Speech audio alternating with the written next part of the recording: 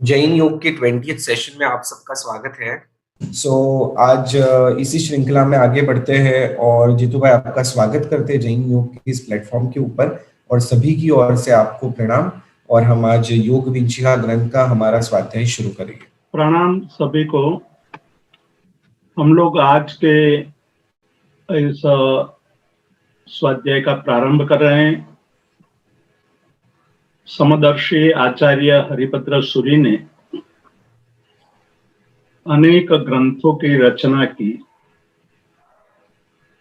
उन ग्रंथों में से एक ग्रंथ जिनका नाम विंशति विंशिका है।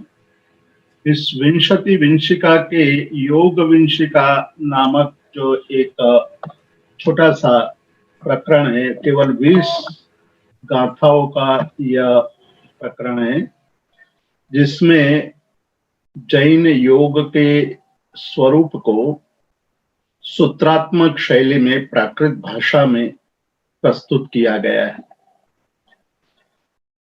जैन योग जो एक बहुत ही महत्वपूर्ण विषय है, आचार्य हरिभद्र सूरी ने जैन योग की व्याख्या करते हुए यह बताया कि मोक्षेण योजनात् योगः, जिन क्रियाओं से हमारा संबंध मोक्ष के साथ जुड़ता है, मुक्ति के साथ जुड़ता है, वो सारी क्रियाएं योग स्वरूप हैं।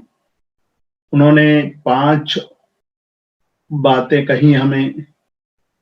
स्थान यानी आसन, पूर्ण वर्ण यानी सूत्र, अर्थ यानी सूत्र के अर्थ। यहाँ मुख्य बात है वचन की। सूत्र का अर्थ है वचन की। सूत्र का अर्थ यहाँ हम लोग पिछले कई स्वाध्याय में देखते आए हैं कि केवल सूत्र बोलना पर्याप्त नहीं है। सूत्र के साथ उसके अर्थ को भी हमें मन में धारण करना है। मतलब जब हम सूत्र बोलते हैं उसी समय हमारे चित्त में उनके अर्थ का भी चिंतन शुरू हो जाना चाहिए। तभी उस सूत्र से जो अपेक्षित लाभ है वो लाभ प्राप्त होता है। अर्थ के बाद जो आलंबन की बात कही कि हमें अपने इष्ट आराध्य या जो हमें कोई एक ऐसा चिन्ह जिस पर हम हमारे चित्त को स्थिर कर सके, जिसको आलंबन कहा है। जैसे बेल को आगे बढ़ने के लिए किसी आलंबन की आवश्यकता रहती है। वृक्ष के थड़ का आलंबन रहता है या किसी और चीजों का आलंबन लेकर के जो बेल है वो धीरे धीरे आगे बढ़ने लगती है। उसी तरह हमारा चित्त अत्यंत कोमल है, चंचल है, अस्थिर है। उसको किसी एक आलंबन मिल जाए तो उस आलंबन के द्वारा उनकी चंचलता नष्ट हो सकती है। और जब चंचलता नष्ट होने लगे धीरे धीरे तब हमें निरालंबन यानी असंग की स्थिति में हम पहुंचते हैं।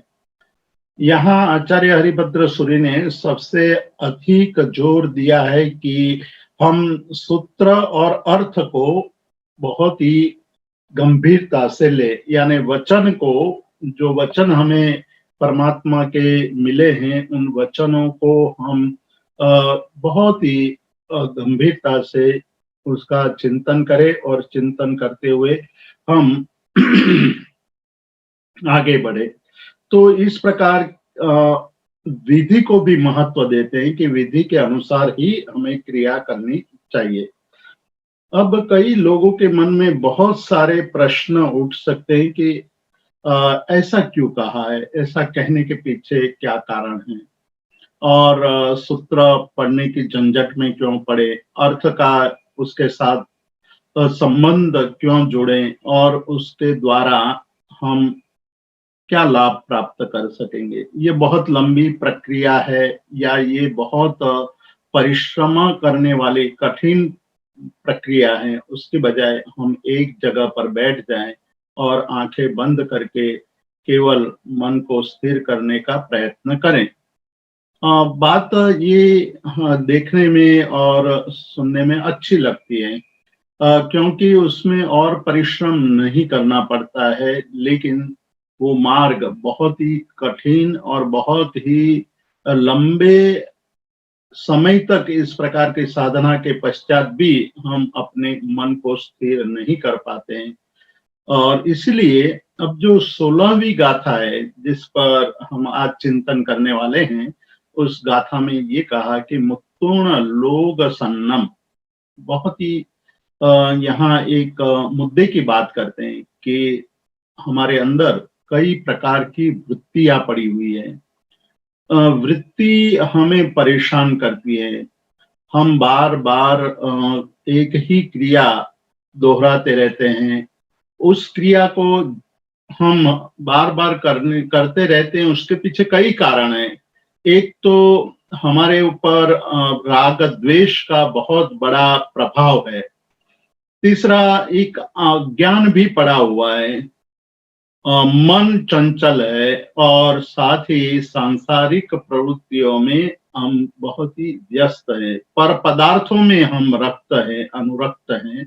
इसलिए हमें जो जानकारी है उसका संपूर्ण लाभ, संपूर्ण उससे हम साधना के क्षेत्र में आगे नहीं बढ़ पाते हैं। ऐसे कई बाह्य कारण और आंतरिक कारण। बाह्य कारण जो हमने पर पदार्थों के प्रति हमारी प्रीति है, संसार के सुखों को भोगने की, भौगोलिक सुखों को, भौतिक सुखों को भोगने की हमारी जो इच्छाएं हैं, जिसके कारण हमें अपने मन को स्थिर करने में सफलता नहीं मिलती है। एक तो ये बाह्य कारण है। दूसरे जो आंतरिक कारण है उसमें राग है, द्वेष है, क्रोध है, मान है, माया है, लोभ है। ये बार बार हमें परेशान करते हैं। इसी कारण इन बाह्य और अभ्यंतर कारणों के चलते हुए हम अपने मन को स्थिर नहीं कर पाते हैं, और हम ये सोचते हैं कि दूसरे लोग तो ये कुछ नहीं करते हैं फिर भी सुखी हैं। हमारे सुख की जो व्याख्या है वो भी सूक्ष्म और गंभीर नहीं है। हम बाहर की संपत्ति को देख करके उसको सुखी मानने लगते हैं, लेकिन उनके आंतरिक स्वरूप में, मतलब कि उनके अंदर क्या चल रहा है, अंदर मन के अंदर इन सब वस्तुओं की प्राप्ति के पश्चात सुख है कि नहीं है, वो हम नहीं देखते हैं। तो हम ये मानने लगते हैं कि बाहर जो लोग कुछ भी पा करके जी रहे हैं वो सबसे बड़ा महत्व है, और उसके पीछे हम दौड़ने लगते हैं। तो यहाँ कहते हैं कि हमारे अंदर कुछ ऐसी वृत्तियां पड़ी है, जो वृत्तियों को हम समझते नहीं है और बाह्य व्रत आदि का पालन करने लगते हैं, और व्रत आदि का पालन करने के पश्चात भी हमें कुछ लाभ नहीं होता है। तो ये जो वृत्ति है वो 10 प्रकार की वृत्तियां हैं। 10 प्रकार की वृत्तियों को हमें बहुत गंभीरता से समझना चाहिए। एक बार वृत्तियों को हम समझ लें तो हम काफी हद तक अपने मन को स्थिर कर सकते हैं, मन के चंचलता को दूर कर सकते हैं। आहार की एक संज्ञा है, आहार की वृत्ति है, मतलब खाने की वृत्ति। जैसे ही हमें खाद्य पदार्थ का विचार आता है या खाद्य पदार्थ के हमारे इंद्रियों के संपर्क में आता है, तभी हम तुरंत अपने मन में चंचलता पैदा होने लगती है कि ये ऐसा है, वैसा है, ये खाने जैसा है, नहीं खाने जैसा। इस प्रकार की हमारे मन के अंदर विचारधारा शुरू हो जाती है। तो मन को चंचल करने वाली पहली वृत्ति, पहली संज्ञा जो हमारे अंदर अनादिकाल से पड़ी हुई है और वर्तमान काल में हम उसका बहुत गंभीरता से अनुभव भी कर रहे हैं, बहुत ही अच्छी तरह सुपरिचित है, लेकिन हम आहार संज्ञा को तोड़ नहीं सकते। आहार की जो हमारी वृत्ति है उसको तोड़ना बहुत मुश्किल है, नामुमकिन जैसा लग रहा है। और इसीलिए जैन धर्म में व्रत का प्रावधान रखा गया है कि जब तक हम व्रत नहीं करते हैं तब तक हमारी आहार संज्ञा, हमारी आहार की वृत्ति पर प्रभुत्व, काबू या उसको हम कंट्रोल नहीं कर सकते। जैन धर्म में एक बहुत ही बड़ा और बहुत ही महत्वपूर्ण व्रत का विधान किया गया है और वो व्रत है आइंबिल तप। आइंबिल तप में हम कोई भी घी, तेल आदि और गुड़, शक्कर आदि पदार्थों का सेवन नहीं करते हैं, जो एकदम रूखा सूखा है भोजन, रुष्क और शुष्क भोजन है, केवल पकाया हुआ या मतलब उसको उबाला हुआ है, वही भोजन हम करते हैं। तो उसके द्वारा हम अपने स्वाद की वृत्तियों को काबू में लाने की कोशिश करते हैं। दूसरी जो हमारे अंदर संज्ञा, वृत्ति, भावना पड़ी हुई है, वो भय की भावना है, डर पड़ा हुआ है। कई चीजों का सूक्ष्म डर पड़ा है जो हम जीवन भर उसको पालते भी हैं, पोसते भी हैं, लेकिन समझ में नहीं आता है कल क्या होगा। एक तो भविष्य की चिंता का भय है, कल का भय है, हमारी मृत्यु कैसे होगी, किस प्रकार की मृत्यु होगी, उसका एक भय पड़ा हुआ है। रोग का भय है कि किस प्रकार से हमारे शरीर में निरोगी अवस्था रहे, कहीं से कोई रोग प्रवेश न कर दे। तो एक भय की संज्ञा, भय की वृत्ति निरंतर पड़ी हुई है और इस भय की वृत्ति के कारण हम योग की साधना में आगे नहीं बढ़ सकते। योग की साधना के लिए सबसे बड़ा कोई गुण हमें अपने जीवन में विकसित करने की आवश्यकता है, तो निर्भयता का, अभय का। और आचार्य हरिभद्र सूरी जैसे बहुत ही योगी संत महात्मा और अध्यात्म योगी आनंद गंधी जैसे महान योगी भी ये कहते हैं कि अभय, अद्वेष और अखेद, ये तीन गुण हमें योग की यात्रा में प्रवेश करने के लिए अत्यंत आवश्यक है। अभय निर्भयता है, द्वेष यानी किसी के प्रति भी द्वेष ना हो, सभी जीवों के प्रति मैत्री भाव। ये मैत्री भाव बहुत बड़ा गुण है। हमारे अंदर जो राग और द्वेष पड़े हुए हैं, उस राग और द्वेष को जीतने के लिए मैत्री अत्यंत आवश्यक है। और तीसरा, खेद रहित अवस्था।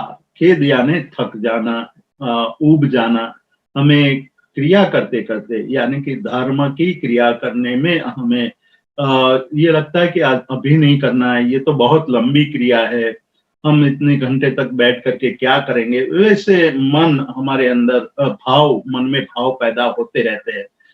यही खेद की स्थिति है। जिनमें खेद की स्थिति यानी वो उबने लगते हैं क्रियाओं से या साधना से उबने लगता है, वो अपने जीवन में कोई भी साधना निरंतर नहीं कर पाता है। तो साधना के लिए धैर्य की आवश्यकता है, साधना के लिए उत्साह की आवश्यकता है। तो जब हमारे अंदर उत्साह और इस प्रकार के धैर्य की परिस्थिति आ जाएगी, तो साधना, योग साधना विशेष रूप से जीवन में भी ये आवश्यक गुण है। लेकिन अभी हम योग की बात कर रहे हैं, इसलिए यहाँ हम योग की चर्चा करेंगे कि योग की क्षेत्र में प्रवेश करने के लिए, साधक के लिए ये तीन गुण अत्यंत आवश्यक है।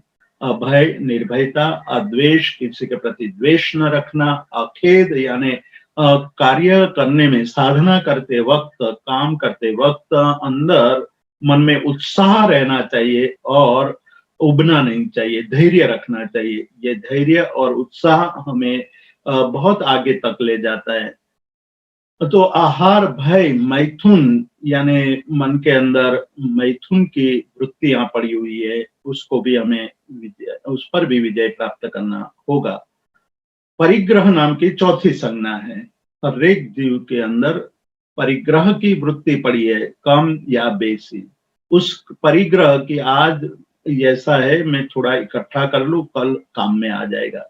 और इस परिग्रह के वृत्ति के कारण जब परिग्रह करने लगता है, तब वो आवश्यकता के अनुसार परिग्रह करता है। लेकिन एक बार परिग्रह हो जाता है तो उसकी संरक्षण में पूरा जीवन चला जाता है कि ये मेरा है, उसका रक्षण करना चाहिए, वो कोई ले न जाए, कोई देख न ले, कोई मेरे लिए मेरे में से बांट न लें, मतलब उसका बंटवारा न करना पड़े, इसलिए छुपाने की वृत्ति आती है, झूठ बोलने की वृत्ति उत्पन्न हो जाती है।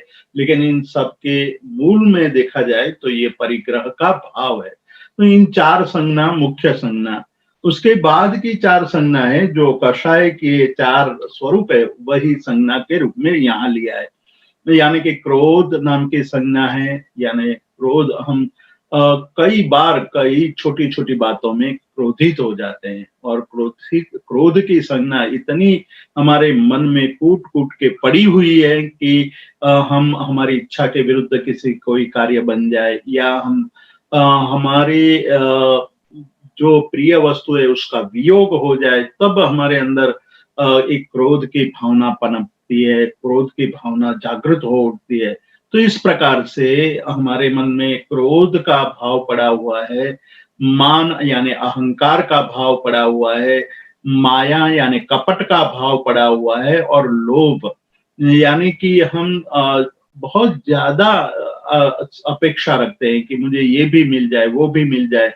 बहुत अपेक्षाओं के कारण लोभ की भावना निरंतर बढ़ती रहती है। तो ये कुल मिलाकर के 8 संज्ञा हो गई, और 2 संज्ञा जिस पर यहाँ आचार्य हरिभद्र सूरी बहुत बड़ा इंगित करते हैं कि हमें साधना में किस प्रकार से आगे बढ़ना चाहिए। साधना में यदि किसी को भी आगे बढ़ना है तो अ, हमारे लिए ये 10 संज्ञा है, 10 वृत्तियां हैं, उस पर विजय प्राप्त करना तो आवश्यक है। लेकिन अब जो 2 संज्ञा बता रहे हैं, वो संज्ञा पर, उन संज्ञाओं पर विजय पाना अति आवश्यक है, अत्यंत आवश्यक।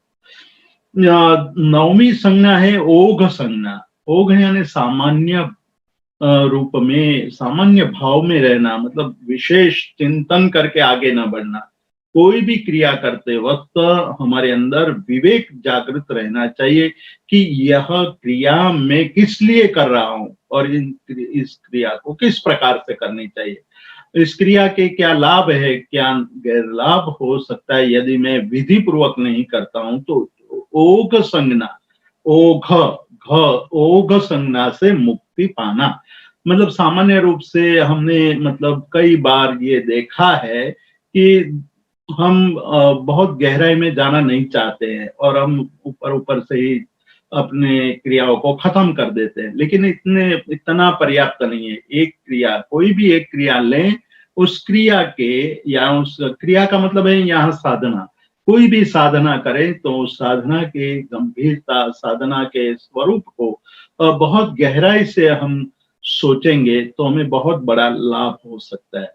अंतिम जो संज्ञा है जिस पर यहाँ आचार्य हरिभद्र सूरी बहुत गंभीरता से हमें कह रहे हैं कि मुत्तूर्ण लोक संज्ञम, लोक संज्ञा। लोक संज्ञा ये आज के युग में बहुत ही पनपी है, बहुत उसका प्रभाव मानव मन पर, मानस पट पर इतना गहरा पड़ा हुआ है कि उसकी कोई तुलना नहीं है। हम आज देखते हैं कि लोग यानी ये जगत के बहुत सारे लोग जो काम कर रहे हैं वो काम करना चाहिए, ऐसा मानना आज के युग का एक परंपरा बन चुकी है कि लोग ये वही कहते हैं कि सब लोग करते हैं इसलिए हम भी करेंगे। लोक संज्ञा मतलब जब सभी लोग कर रहे हैं या बहुत लोग कर रहे हैं, वो हमें करना चाहिए। इसका गुजराती में इसी बात को गुजराती में उपाध्याय यशो विजय जी ने बहुत सुंदर तरीके से लिखा है कि कोई कहे बहु जिम बहुजन चाले तिम चालिए श्री चर्चा। कितनी अच्छी बात कर रहे हैं कि मानस पट पर ऐसी भावनाएं जो हमारे अंदर पड़ी हुई है वो किस प्रकार से हमारी साधना को दूषित करती है, किस प्रकार से हमारी साधना को आगे जाने से रोक देती है। मन में ये विचार आता है कि हमें चर्चा क्यों करनी चाहिए। चर्चा का अर्थ यहाँ विचार है, स्वाध्याय है।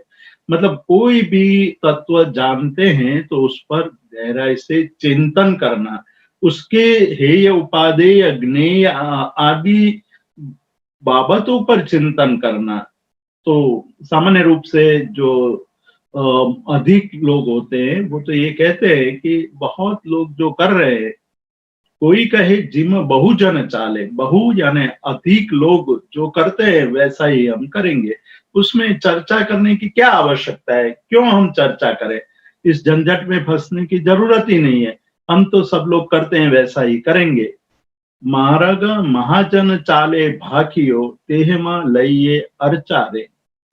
परंतु जैन धर्म में जो शास्त्रकार है, बहुत बड़े चिंतक हैं, ज्ञानी पुरुष है, ज्ञानी महात्मा है, वो कहते हैं कि भाई ये ठीक नहीं है।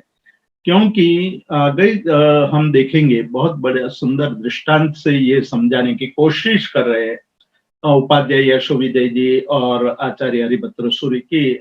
इस प्रकार की वृत्ति हमारे अंदर पड़ी है, क्योंकि जब हमें मानसिक परिश्रम करने का आता है तब हम अटक जाते हैं। तब हम सोचते हैं कि बस अब क्या करना है, किस झंझट में पड़ना, ये सब झंझट में पढ़ करके क्या लाभ होगा।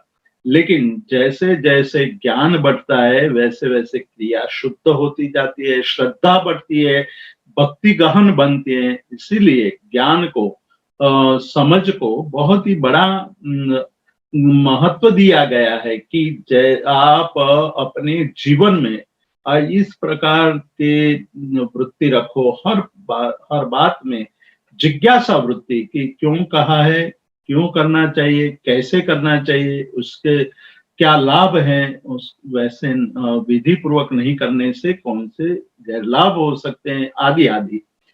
मार्ग यानी मार्ग, साधना का मार्ग क्या है? बहुत लोग चलते हैं, वो साधना का मार्ग है या कोई जो बड़े लोग, पहुंचे हुए लोग, बड़े का मतलब है पहुंचे हुए, पहुंचे हुए का मतलब है जिन्होंने साधना की हुई है और साधना करते हुए जो बात कर रहे हैं उनके अनुसार कार्य करना चाहिए, या बहुत लोग कर रहे हैं वैसा करना चाहिए। आज बहुमत का जमाना है। आज हम जब भी कोई प्रश्न उपस्थित होता है तो हम कहते हैं कि भाई वोटिंग करो, वोटिंग में जिसको ज्यादा वोट मिले वही सत्य है।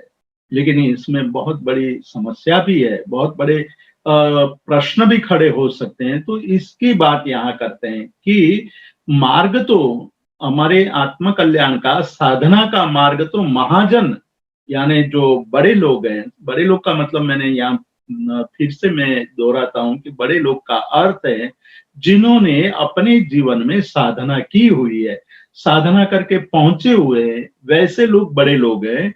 उन्होंने जो कहा है उसी मार्ग पर चलना चाहिए और उसी की अर्चा यानी भक्ति करनी चाहिए, उसी की पूजा करनी चाहिए।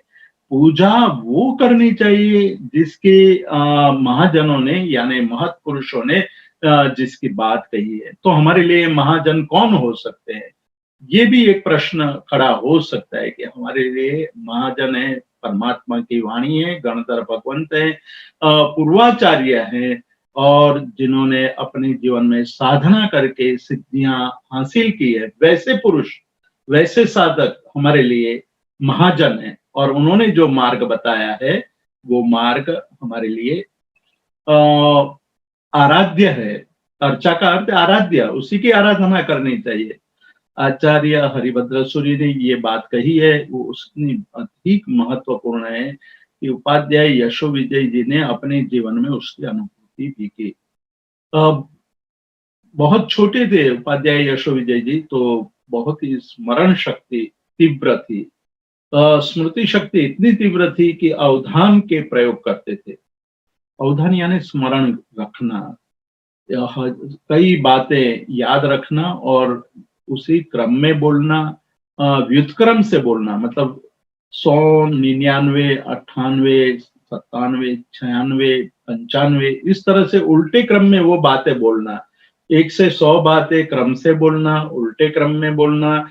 आप कोई भी अंक बोलो तो वो बात बता देना कि ये अंक में ये प्रश्न पूछा गया था, उसका जवाब ये है।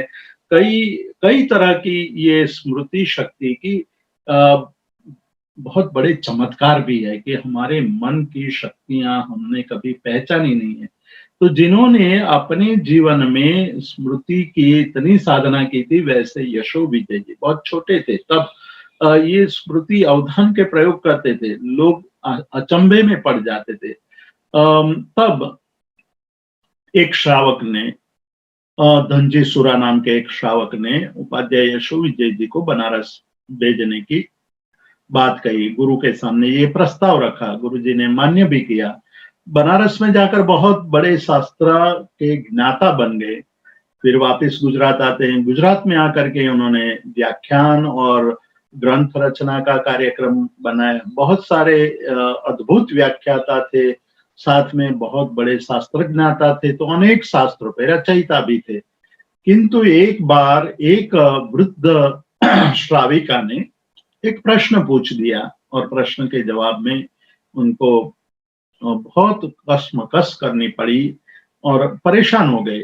तब वो वृद्ध श्राविका कहती है कि आप आनंदगंज जी को मिलिए, और आनंदगंज जी को जब मिलेंगे तब आपको पता चलेगा कि ज्ञान का फल क्या होना चाहिए। इतने बड़े ज्ञाता होने के बाद भी आप में ज्ञान के फल की प्राप्ति अभी बहुत दूर है।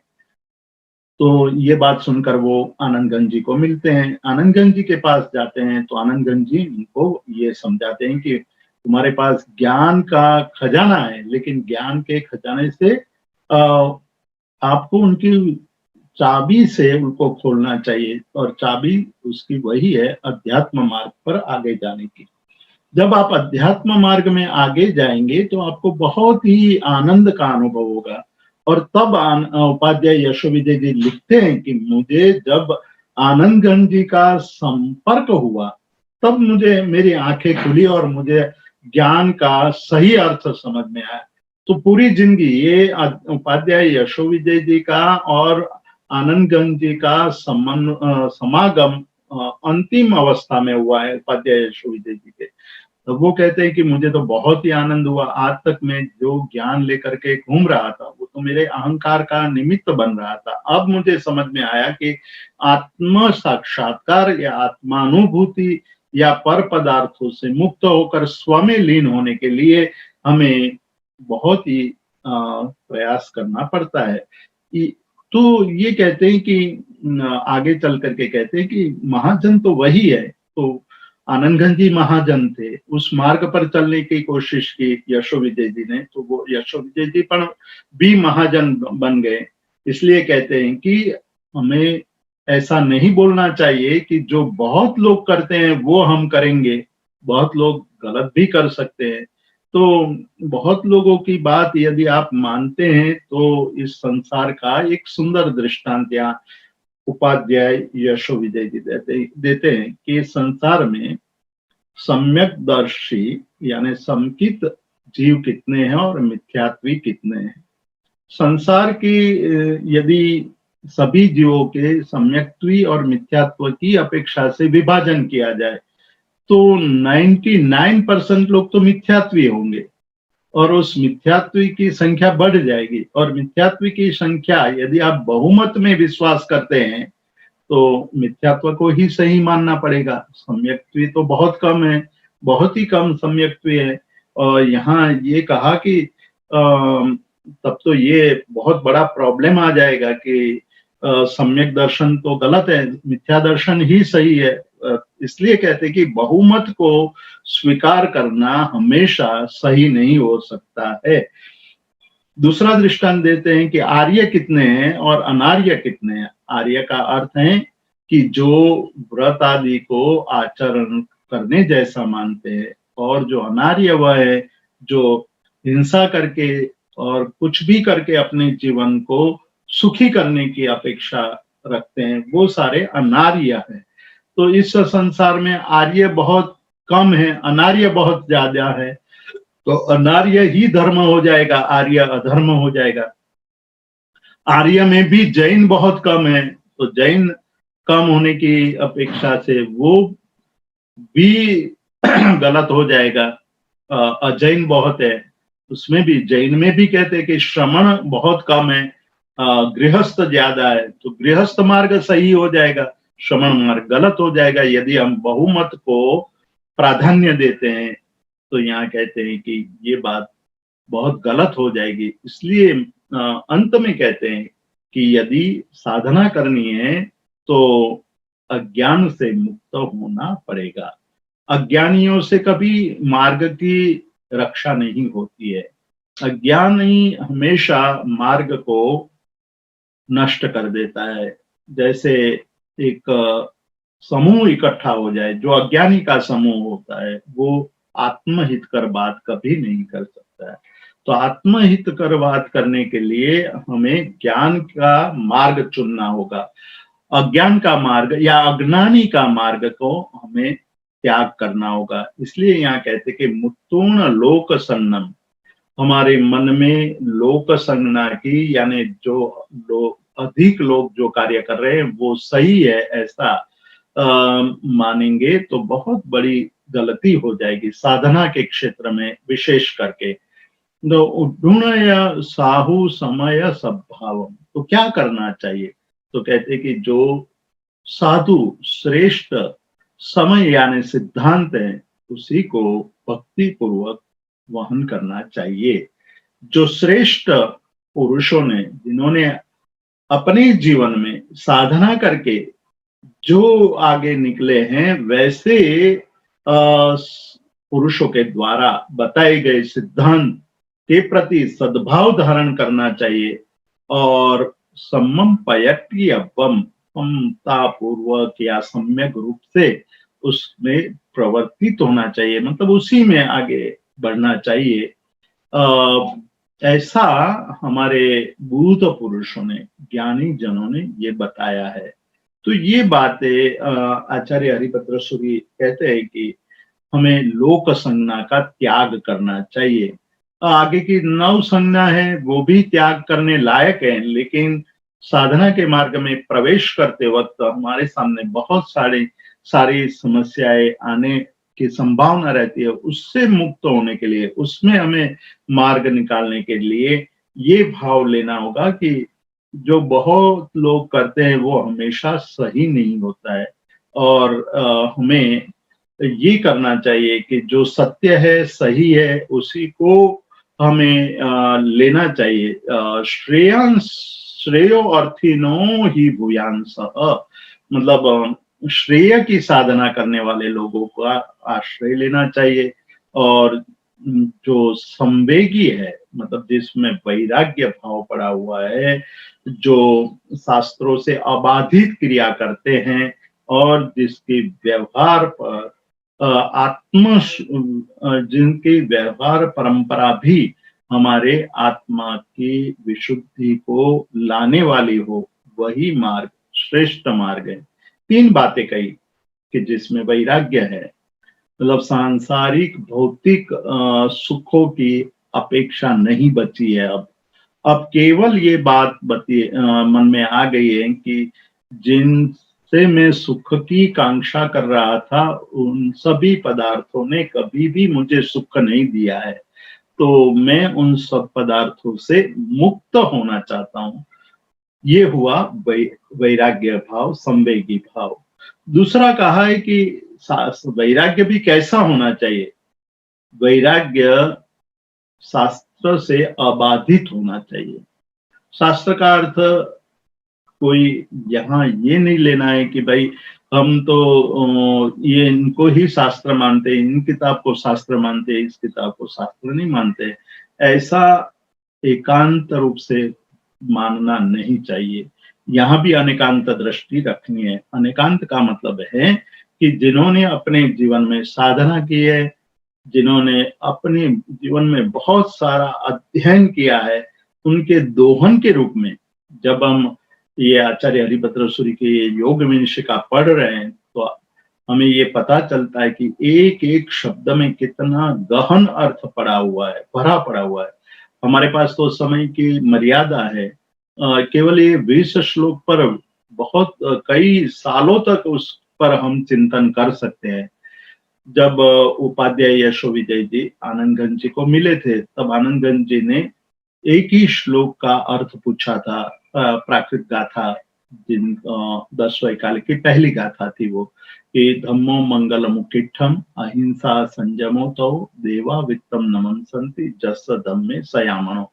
अर्थात धर्म ही उत्कृष्ट मंगल है, अहिंसा संयम और तप ये धर्म है, इसका जो आचरण करता है उनको देव भी नमस्कार करते हैं। ये सरलतम अर्थ वाली गाथा है, प्राकृत भाषा की गाथा है। उस पर 7 दिन तक निरंतर चिंतन हुआ, एक ही गाथा पर, एक ही श्लोक पर, मतलब 2 पंक्ति के इस श्लोक पर 7 दिन और 7 रात तक निरंतर चिंतन होता रहा। इसका मतलब ये हुआ कि हमारे अंदर ज्ञान की जितनी भी वृद्धि होती जाएगी, उतना ही हम गहनता से चिंतन कर सकते हैं। तो ये कहा गया कि हमारा जो आचरण है वो ऐसे ज्ञानी पुरुषों के द्वारा जो दर्शाया गया है, उस दर्शाए गए मार्ग से अविरुद्ध होना चाहिए, उससे विपरीत आचरण नहीं होना चाहिए।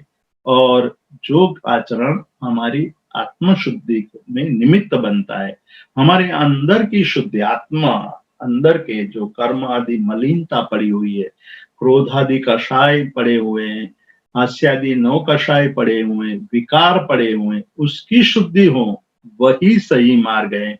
उसी का आचरण करना चाहिए। लेकिन जो लोग इकट्ठे होकर के अलग अलग बातें कर रहे हैं, उस पर ध्यान नहीं देना चाहिए। और इस प्रकार के आलंबन से हमारे अंदर एक शुद्धि की प्रक्रिया का प्रारंभ होता है। इसलिए लोक संज्ञा का त्याग करना चाहिए। लोग में मतलब चिंतन नहीं होता है। जब समूह इकट्ठा हो जाता है, मॉब जिसको कहते हैं, मॉब में कोई चिंतन नहीं होता है। वो केवल एक आदमी कुछ बोल ले और उसको जोर से लोगों को कहे कि ये चिल्लाओ, तो वो कई घातक बातें भी कर लेता है। इसलिए कहते हैं कि मॉब में मतलब लोगों के समूह में इकट्ठे होकर के कभी कार्य नहीं करना चाहिए। और विधि पूर्वक शास्त्रानुसार जब हम कार्य करते हैं तो हमारे अंदर विधि सापेक्षता आती है, शास्त्र सापेक्षता आती है, वचन सापेक्षता आती है। और वचन सापेक्षता से हमारा मार्ग प्रशस्त बनता है। और इस प्रशस्त मार्ग के हमारे अंदर एक प्रकार की शुद्धि शुरू हो जाती है। और वो शुद्धि हमें आगे चल करके हमारे जीवन को भी बहुत सुंदर एक दिशा देती है। अब कहते हैं कि भाई ये सारी बातें हमने कर ली। शुरुआत में हमने स्थान, ऊर्ण, अर्थ, आलंबन और निरालंबन जैसी बात कही, प्रणिधान आदि की बात कही, प्रणिधान, प्रवृत्ति, विघ्न, जय, सिद्धि और विनियोग की बात कही, प्रवृत्ति, विघ्न, जय आदि की बात कही। इस प्रकार से कई बातें कह दी हमने। इसके लिए अब जो भी कार्य करें हम जीवन में, दिन भर में जो भी कार्य करें, वो हमारे हित के बाद कार्य होने चाहिए, जिससे हमारा अंदर का कल्याण हो सके। हमें हमारी जो क्रिया है वो मुक्ति का हेतु बन सके। मुक्ति यानी जो हमारे अंदर कषाय पड़े उनकी मुक्ति का हेतु बने, और जो हमारे पर पदार्थों के प्रति आसक्ति है उसकी मुक्ति का हेतु बने। इस प्रकार के अनुसार कार्य करना ही उत्तम अनुष्ठान है। यहाँ कहते हैं कि उत्तम अनुष्ठान यानी श्रेष्ठ क्रिया है। ऐसी श्रेष्ठ क्रिया करने से हमारे अंदर बहुत ही आनंद का अनुभव होता है। धीरे धीरे हम गहनता की ओर आगे बढ़ते हैं। तो ये 70वें श्लोक की बात थी। अब 18वां श्लोक हम देखेंगे और उसमें उन्होंने 4 और बातें कही हैं। आचार्य हरिभद्र सूरी योग को एक नई मुकाम तक ले जाने की बात कर रहे हैं और वो बहुत ही महत्वपूर्ण है। वो कहते हैं कि जब तक आपके अंदर इसके प्रति यानी कि योग के प्रति, साधना के प्रति, आत्म कल्याण के प्रति, आत्म विशुद्धि के प्रति प्रीति नहीं होगी, मतलब अंदर से प्रीति यानी प्रेम भाव प्रकट नहीं होगा, तब तक क्रिया सार्थक नहीं हो सकती, क्रिया में मन नहीं लग सकता है। प्रीति पहला लक्षण है। इसीलिए कहते हैं कि हमारे अंदर कोई भी कार्य के प्रति प्रेम पैदा ना हो तब तक उस कार्य में गहनता नहीं आ सकती है। मतलब विद्यार्थी जब विद्या का अर्जन करता है तो वो विद्या का अर्जन इसलिए कर रहा है कि इस विद्या से मुझे भविष्य में बहुत बड़ा लाभ, मतलब बहुत बड़ा धन मिलेगा, इसलिए वो बहुत मेहनत करता है, रात दिन मेहनत करता है। तो उनकी जो प्रीति है वो धन के प्रति प्रीति है, इसलिए प्रवृत्ति हो रही है विद्या के अर्जन की। एक व्यापारी इतना बड़ा प्रयास करता है, बहुत लंबे लंबे प्रवास करता है, बहुत लंबे लंबे घंटों तक कार्य करता है, क्योंकि उनको प्रीति है पैसों के प्रति, प्रतिष्ठा के प्रति, समाज में अपने नाम के प्रति जो बहुत बड़ी प्रीति है, उस प्रीति के कारण इतना कार्य हो रहा है। तो इस संसार में जो काम हो रहे हैं वो प्रीति के कारण हो रहे हैं।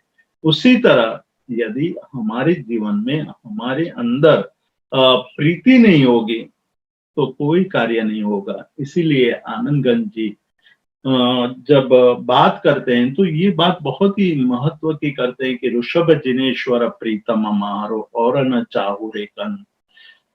मैं ऋषभ दिनेश्वर को प्रीत करता हूँ, प्रीति करता हूँ, और किसी को मैं अपना स्वामी बनाना नहीं चाहता हूँ। वही मेरे स्वामी है, वही मेरे सर्वस्व है। लेकिन सर्वस्व मानने के, बोलने से नहीं हो जाते हैं। मानना हो तो प्रीति किस प्रकार की होनी चाहिए, उसका जवाब उन्होंने अंतिम कड़ी में दिया है कि कपट रहित थई आत्म अर्पणा आनंद घन पद रेह। रेह यानी रेखा, रेखा यानी मार्ग, यानी ये मार्ग है, उस मार्ग पर चलने से प्रीति सही बनती है। मतलब निष्कपट भाव से, अंदर कोई कपट हो और प्रीति का भाव दर्शाए हम, तो वो प्रीति लंबी नहीं चल सकती है। हम कहते हैं कि मुख में राम और बगल में छुरी, इस प्रकार की वृत्ति हमारे जीवन में बहुत लंबे अरसे तक साथ नहीं निभाती है। तो यहाँ आनंदगंज जी कहते हैं कि जब हम निष्कपट भाव से, मतलब बहुत ही अंदर से परमात्मा के प्रति समर्पित हो जाए, तब प्रीति मानी जाएगी। बहुमान पूर्वक की जो प्रीति है वो प्रीति है, और वो प्रीति तुरंत ही लाभ देती है। यदि हमारी प्रीति निष्कपट है, यानी जिसमें स्वार्थ नहीं है, जिसमें किसी को पीड़ा देने का भाव नहीं है, वैसी प्रीति हमारे जीवन को तुरंत लाभ करता होती है। तो ये कहते हैं कि चित्त प्रसन्न रे पूजन फल कयू रे। मतलब सबसे पहली तुरंत मिलने वाली जो उपलब्धि है वो है चित्त की प्रसन्नता। यदि हम किसी के प्रति निष्कपट भाव से प्रीति करते हैं तो हमारे मन को प्रसन्नता का अनुभव होता है। जब जब हम उनको मिलते हैं, जब जब उनसे बात करते हैं, जब जब उनसे कोई उनके साथ रह करके काम करते हैं तो हमें बहुत आनंद आता है। इसलिए कहा कि प्रीति जो निष्कपट प्रीति है उनका सबसे तुरंत मिलने वाला लाभ, उसके लिए बहु तक हमें प्रतीक्षा नहीं करनी पड़ती है। उसके लिए हमें बहुत लंबे समय तक राह नहीं देखनी पड़ती है।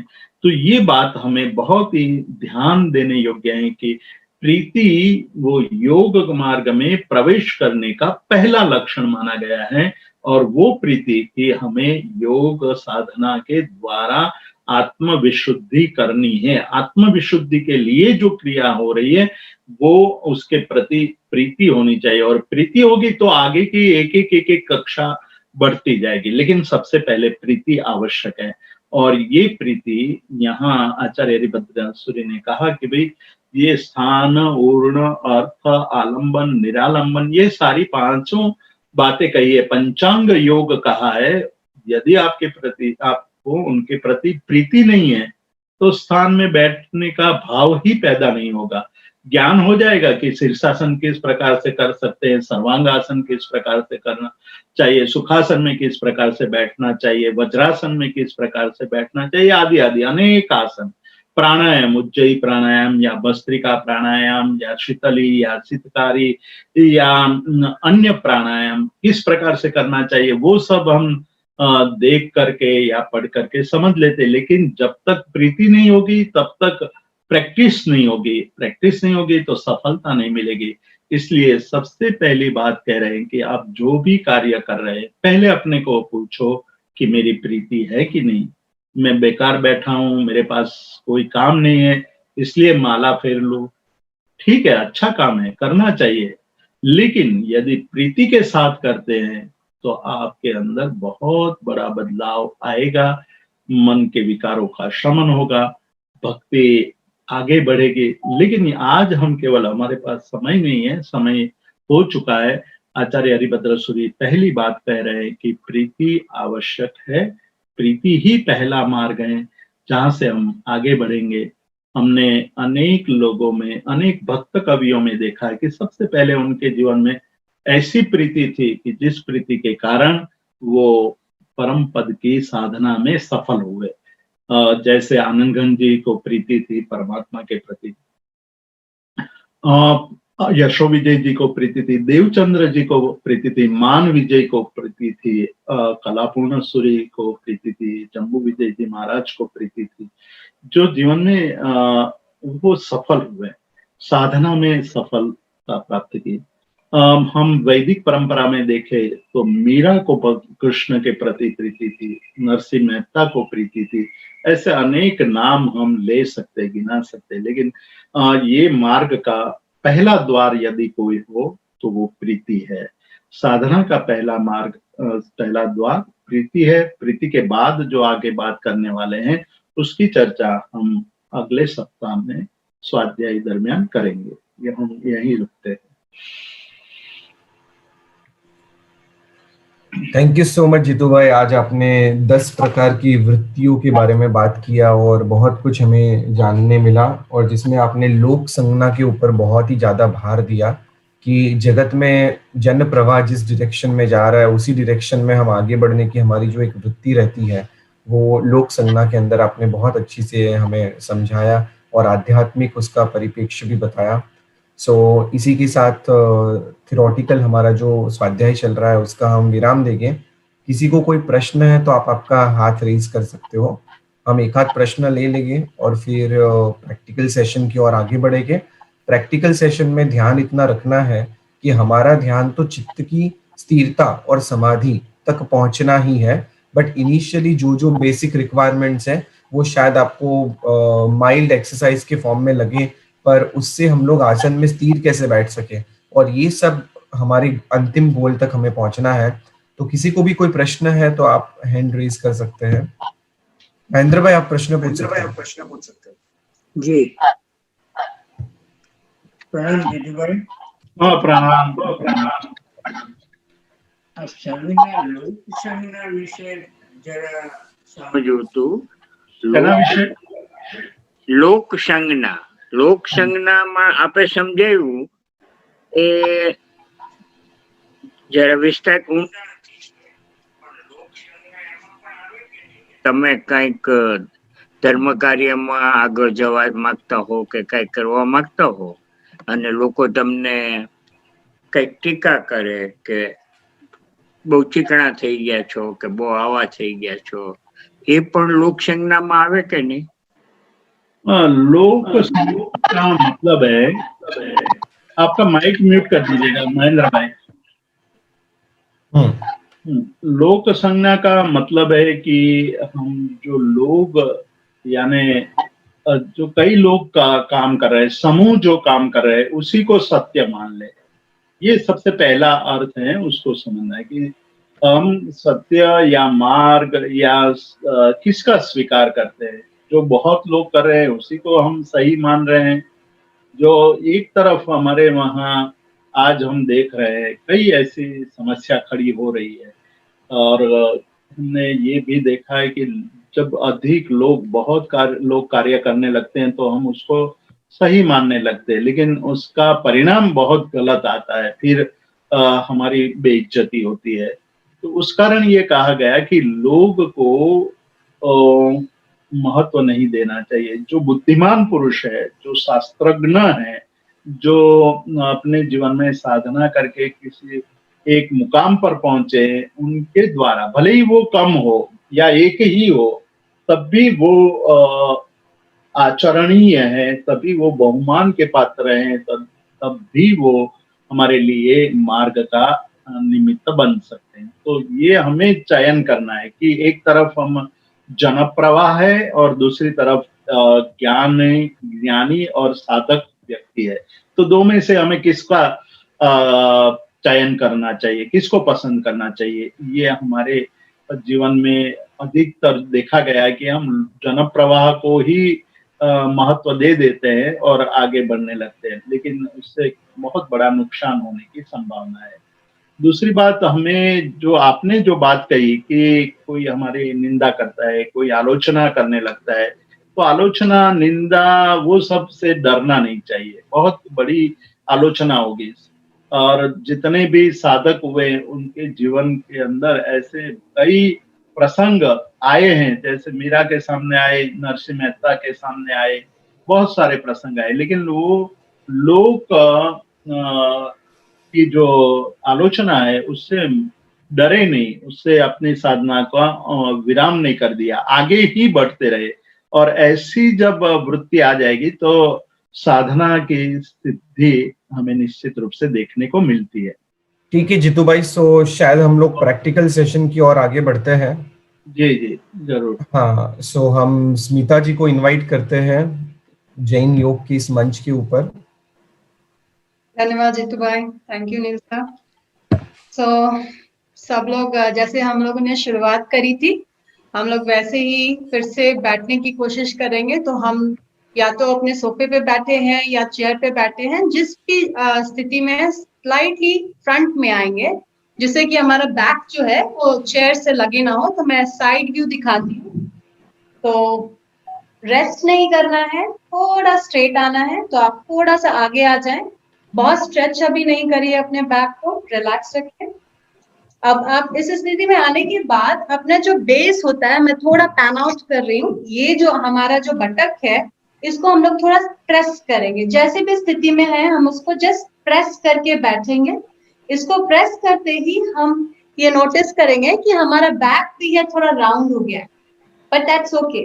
ये राउंड होने के बाद हमें सिर्फ अपने चेस्ट को थोड़ा सा स्ट्रेच करना है, स्पाइन को स्ट्रेच करना, और ये हमारा स्ट्रेट बैठने का पोजीशन है।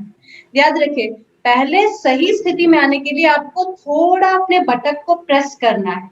जब आपका बेस फर्म हो जाएगा, जब ये स्थिति आपने जो बेस है वो चेयर के अगेंस्ट प्रेस हो जाएगी, तो धीरे से स्पाइन को स्ट्रेच करना है। और बहुत स्ट्रेच करके आर्च करना है ऐसा नहीं है। रिलैक्स पोजीशन में जो हम स्ट्रेच करते हैं, उसी स्थिति को हम ज्यादा देर तक ले जा सकते हैं, जो हमारे ध्यान की प्रक्रिया को बिना किसी पेनफुली हम लोग उसको ज्यादा देर तक रह सकते हैं और प्राणायाम कर सकते हैं। तो याद रखिए कि बहुत आर्च नहीं करना है और बहुत राउंड नहीं करना है, जस्ट चेस्ट को उठा के स्पाइन को स्ट्रेच करके सीधे बैठना है। अब हम आज सारी जो प्रैक्टिसेस हैं हम लोग इसी सीटेड पोजीशन में ही सीखेंगे। तो मेक श्योर कि आपकी फीट जो है वो फ्लैट हो, या तो आप कार्पेट पे हैं या फ्लोर पे हैं, बट फ्लैट हो। जैसे मैं अगेन पैन आउट करती हूँ थोड़ा नीचे, सो मैंने अपने लेग्स को फ्लैट रखा है इस तरह से। अब थोड़ा डिस्टेंस होना चाहिए पैरों के बीच में, जुड़ा के ना रखें, थोड़े से डिस्टेंस के साथ रखें।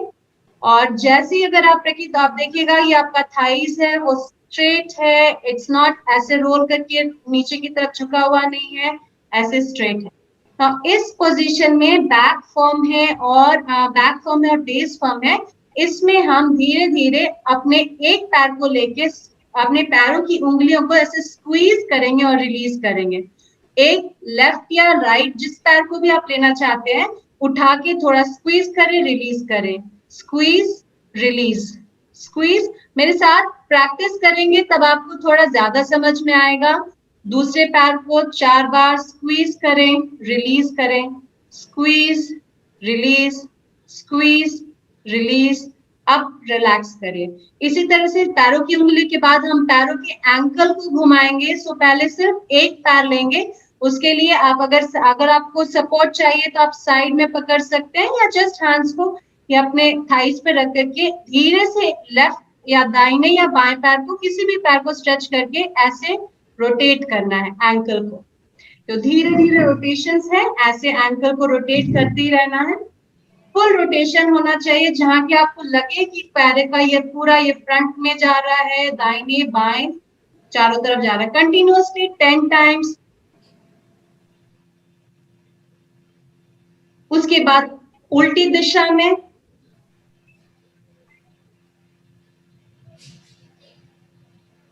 रिलैक्स। अब धीरे से रख लेंगे, हम दूसरे पैर को लेंगे, दूसरे पैर को स्ट्रेच करेंगे और एक दिशा में क्लॉकवाइज और एंटी क्लॉकवाइज, जो भी आपको सूट करे।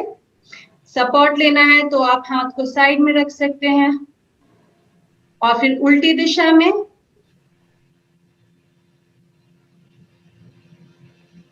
रिलैक्स। और अगर आप दोनों पैर को लास्ट के गेम में दोनों पैर को अगर स्ट्रेच करके कर सकते हैं तो आप दोनों पैर को करें, जैसे कि जस्ट आप उठा करके दोनों पैर को। अगर नहीं हो पा रहा तो एक पैर ही काफी है। हमने अपने स्क्वीज किया फिंगर्स को, एंकल्स को, अब हम ऊपर की तरफ आएंगे, अपने घुटनों की तरफ आएंगे। अगेन एक पैर से अभ्यास शुरू करना है तो पहले हम अपने बाएं पैर से शुरू करते हैं। तो जैसे यहाँ अपने घुटनों से हम इसको स्ट्रेच करेंगे लेग को। जब हम स्ट्रेच करें तो ये ध्यान रहे, ये जो टो फिंगर है ये सीलिंग की तरफ हो, ना कि आउट। सीलिंग की तरफ दिशा इसकी हो। और उसके बाद रेस्ट करेंगे, पूरी तरह से रख सकते हैं, फिर से स्ट्रेच करेंगे, फिर से रखेंगे, स्ट्रेच करेंगे, रखेंगे। से आपका घुटना और अपने थाइस, बैक साइड और आपका ग्लूट्स सारे मजबूत होते हैं। स्ट्रेच करेंगे, रखेंगे, स्ट्रेच करेंगे, रखेंगे, फिर से स्ट्रेच करेंगे। सो इस तरह से मैं 6 बार कर रही हूं आज के लिए। फिर से दूसरे पैर को स्ट्रेच करके 1, again stretch 2, down, stretch 3, down, stretch 4, down, stretch 5, down, stretch 6, relax. Now, यहाँ से अभी हम पहले अपना थोड़ा जो अवेयरनेस है ब्रेथ पे लाएंगे। सो अभी हमारी ब्रीदिंग क्या है उसको जानने के लिए अगेन जैसे कि मैंने लास्ट क्लास में बताया, अपने 1 इंडेक्स फिंगर को अपने नोस्ट्रिल के अंदर रख के जस्ट नीचे रख करके सीधे सांसों को छोड़ेंगे और महसूस करेंगे सांसों को। 2 बार करिए, फिर से सांस लीजिए, सांस छोड़िए।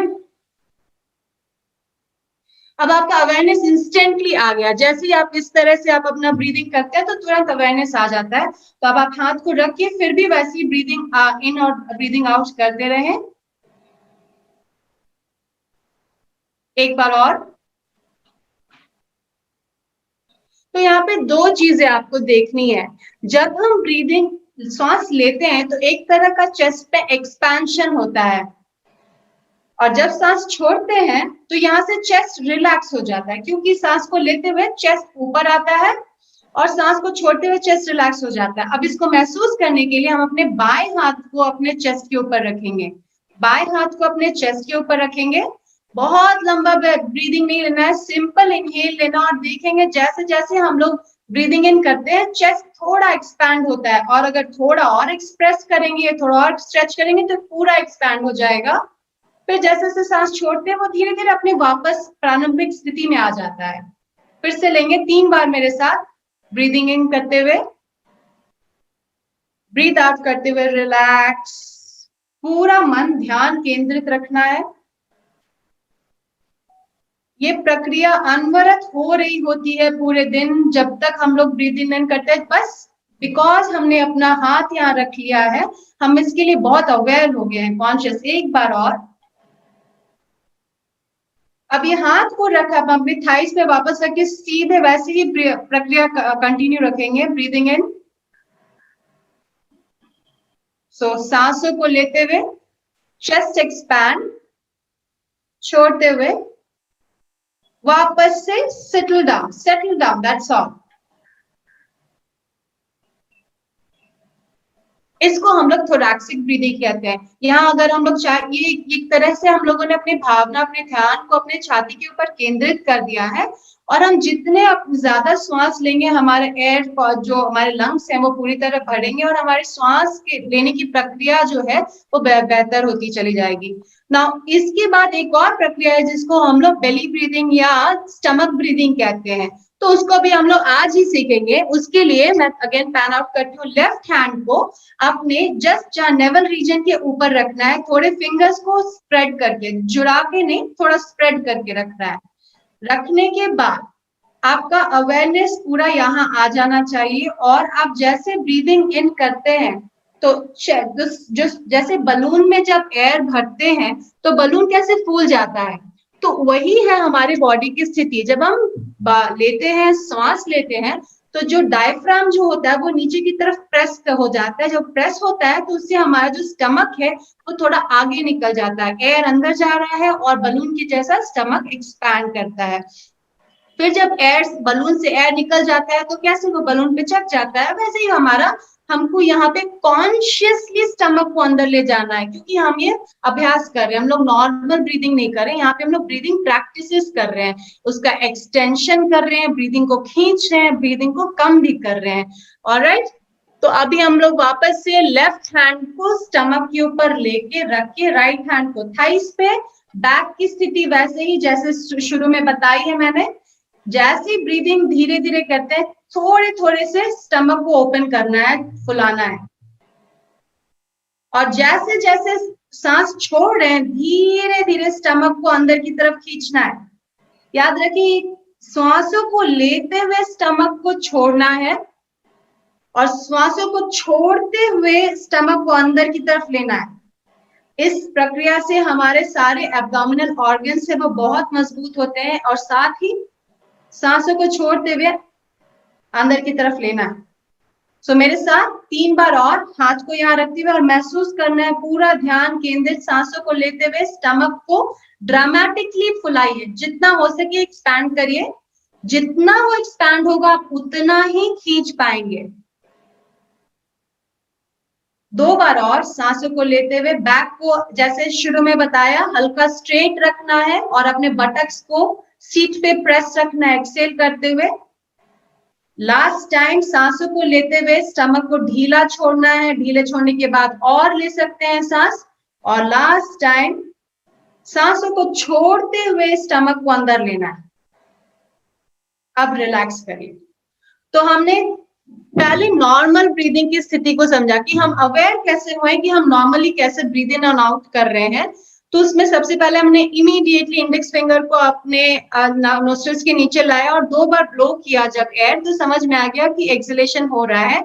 उसको हटा करके भी जब हम ब्रीदिंग इन आउट कर रहे हैं तो हम अवेयर हैं कि हम ब्रीदिंग ले रहे हैं और ब्रेथ छोड़ रहे हैं। तो ये इंस्टेंट अवेयरनेस की प्रैक्टिस आप दिन में हर दूसरे घंटे पे कर सकते हैं। सेकेंड, हम लोगों ने थोरैक्सिक ब्रीदिंग के बारे में सीखा चेस्ट ब्रीदिंग के लिए, जो कि बहुत अच्छा है। और जिस तरह की वातक की शिकायतें हमें होती हैं, नोस्ट्रल कंजेशन होता है, हेडेक्स होती हैं, इन सबों के लिए थोरैक्सिक ब्रीदिंग बहुत सही है। तो उसके लिए हम लोगों ने फर्स्ट अवेयरनेस लाना है। उसके लिए हम अपने शरीर का आलम्बन लेंगे। तो हमने हाथ को रखा अपने चेस्ट पे और हम लोगों ने धीरे धीरे कॉन्शियसली ब्रीदिंग किया और अपने चेस्ट को फुलाया और कॉन्शियसली रिलैक्स किया। सो ये कॉन्शियस ब्रीदिंग है। अगेन ये नॉर्मल नहीं है जैसे कि हम लोग नोस्ट्रिल पे ले रहे थे। सो कॉन्शियसली थोड़ा लंबा लिया और थोड़ा छोड़ा। अब हाथ को रखने के बाद भी हम उसी अवेयरनेस के साथ ब्रीदिंग लेंगे